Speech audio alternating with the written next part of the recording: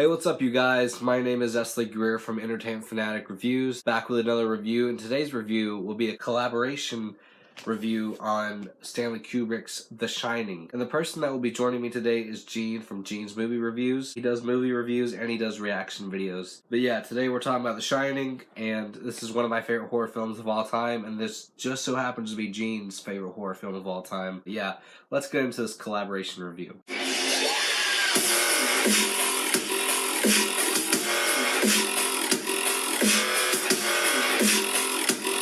As always, I let my guests speak first. So go ahead and take it away, Gene.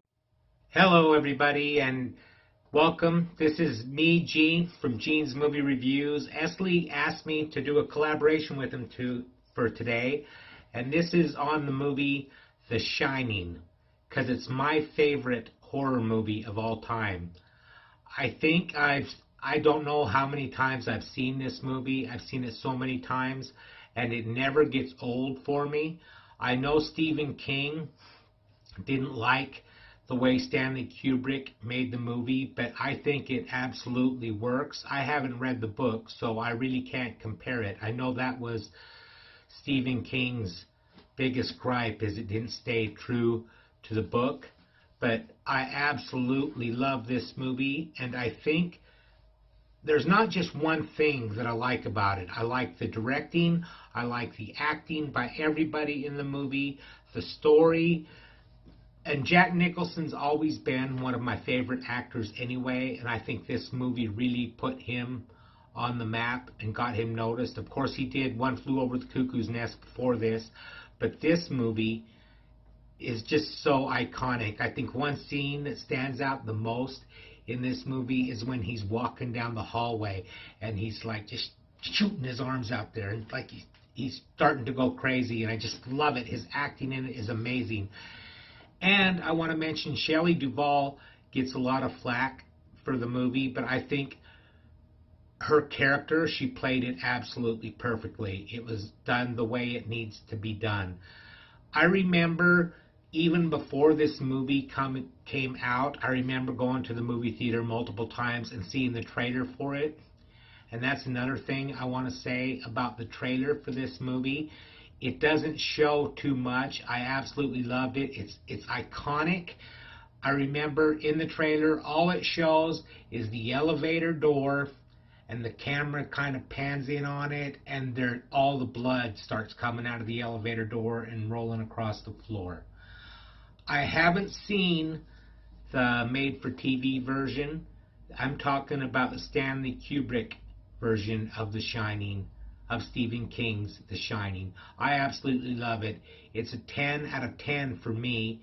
It's my favorite horror movie of all time. Thank you. Yeah, that trailer with just the elevator door and just all the blood and everything, that doesn't even happen 10 minutes into the film. Like 10, 12 minutes, you already see that, and that's just crazy that you already see that. But I find it very cool that you were young enough to actually see this back when it came out. I just find it very cool and very awesome that you saw this back in 1980. That would have been phenomenal. I'm going to get into my positives and negatives with this film. And like I've been doing here recently, I'm going to start with negatives first because I want to end this on a positive note. First up, my main gripe with this film is the way that Shelley Duvall was treated on set, which it comes out in her performance. Her performance is phenomenal, and like you said, she gets a lot of flack because of that. But you have to think. I'm not talking about Eugene. You mean everyone. You have to think the way that she acts. The way she's trembling and everything is because the way Stanley treated her on set. Now I know it was to get this certain shot, but you even see in special features behind the scenes how he treated her. I mean, it was sort of shitty. No offense to Stanley Kubrick and everything, but I understand why. It's just But he did it with Jack Nicholson too. Sometimes they did shot after shot after shot, like the scene you're talking about with the when him doing his arms like that and everything. They had to do that. I think there was, I don't know how many takes there was. There's at least 15 to 30 shots of him having to do that, and they used, like, when there was just enough anger, they stopped. You know what I'm saying? So it was just the way that the way Shelley was treated on set, but she does great in this film. I mean, I'm not the biggest fan of her, but in this film she is phenomenal, just like Jack Nicholson. But Um, Another gripe I have with this film is some of, and I know this is because he's a kid, but you know some of Danny's lines in this, and the way he portrays it and everything. It's just sometimes it's very stale. He's a kid, so you know that makes sense. But also, which this isn't a positive. It's a positive and a negative at the same time. But behind the scenes, you also saw that Stanley Kubrick was telling Danny, you know, the kid that played Danny. I think his name's Danny in real life, anyway. Um, you know, he was just telling him this isn't a scary movie, you know. But that doesn't make any bit of sense though, because there's like certain shots where he's like terrified, and you know, I don't get it. That it's a slow burn film, and I'm not the biggest fan of slow burn films. I mean, some of my favorite horror films of all time are slow burn, just like this film. I could see where this film could take you know, some audiences out of the film. But it's still a really good film nonetheless. So yeah, let's get into my positives with this film. The opening shots of this movie, it's phenomenal, and in a way, it gives you this sense of loneliness because on the car ride up to the hotel, you go from, you know, the woods, the forest, and everything, all the way up to the snow. You know, the mountains with the snow on it, and it's just all covered in snow. You get this sense of loneliness, but it adds with the hotel later on. Also, want to say that the score in this is just phenomenal. I could listen to it hours on end. I love it. There's haunting imagery with the elevator, like you said. That would have been very iconic. That's very iconic. When you think The Shining, you think of that. If you're not thinking Jack Nicholson, you know. I mean, that is just terrifying. The first time I ever saw that was when I was like 13 or 14, and I was living at this apartment with my mom and everything, and you know, my sister was gone somewhere, and she's like, "You want to watch this?" I'm like, "Okay," because I love Jack Nicholson. He's one of my favorite actors of all time, if not my favorite. Actually, I think he is my favorite. Yeah. So I just remember seeing that, and I just like my jaw dropped. Like it was crazy. I mean, I know I've seen, you know, buckets of gore, buckets of blood before on screen, but that was just something different. So I loved seeing that. And I still love seeing it today. So I like the character of Dick, played by Scat. I mean, I think his name's Scatman. Something. I forgot what his name is, but he also plays in Cuckoo's Nest. And if you want to join me for that review, you can if you want, Gene. This is a very good film. I haven't seen that in years, but I remember loving that film. But he plays in that as well. I love him in this film too. You know, he's telling Danny about, you know, the people that shine and everything. I loved that scene too. I wouldn't mind spending a couple hours in that maze. I don't know. It fascinates me. And speaking of the maze, that one shot where, you know, it shows the maze, but it looks like it's, you know, it's very, very wide. And the way they shoot that down, I think they said it was like a painting or something surrounding the shot. I'm not sure how they did that, but that was just phenomenal. If you've seen The Shining, you know what I'm talking about with that camera angle. It was just crazy. And for me, I think the carpet is just very, very iconic. I mean, I see people with wallpapers with their names on it, you know, their YouTube banner with their name on it, and like the shining carpet in the background, the hotel carpet. I thought it's very iconic as well. And then, like I said, the twins are creepy as shit, you know, especially when Danny just runs into him on his trike, and I'm just like, yeah, that would scare me too. Especially when, you know, when he sees their bodies on the floor and there's all that blood and everything. Like, I would be terrified at that age.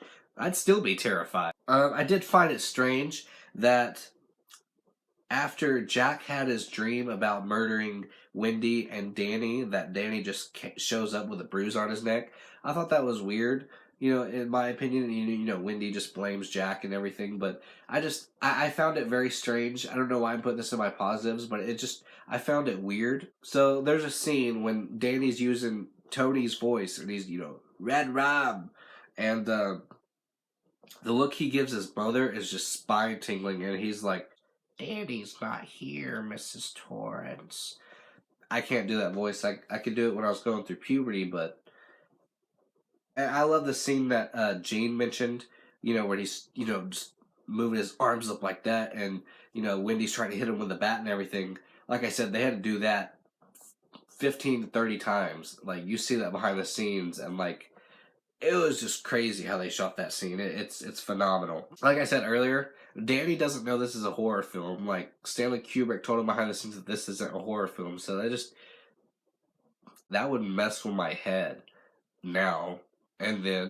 So This is something that me and my mom and me and my sister and me and my aunt used to do when we watched this.